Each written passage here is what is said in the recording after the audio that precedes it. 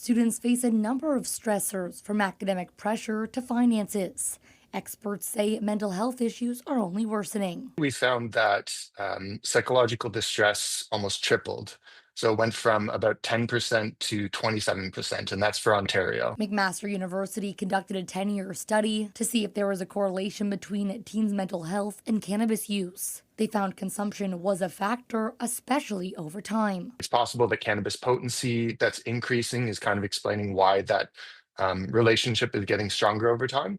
But it's also possible that teens are kind of using cannabis to cope with their mental health problems. Researcher Andre McDonald says they found 18% of teens reported using cannabis, and a significant amount use it to cope with stress, especially girls. Those who use 40 or more times in the past year, 96% of them reported using cannabis to cope with their mental health problems. I think a lot of people here are using it as a form of escape from the stress that university and, young adulthood, stuff like that brings. But according to these experts, there is no evidence cannabis improves mental health. The long-term daily or near daily use, which is often what we're seeing, it can also negatively impact like the brain's dopamine system.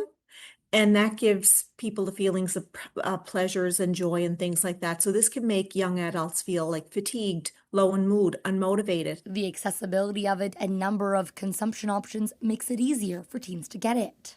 The people I'm surrounded with, it's constantly in conversation, especially now that we're of age where we can buy it ourselves. Over the last 10 to 15 years, the THC, the amounts of THC in cannabis has really increasingly grown. And now that cannabis use is legalized, we also see an increase in things like edibles.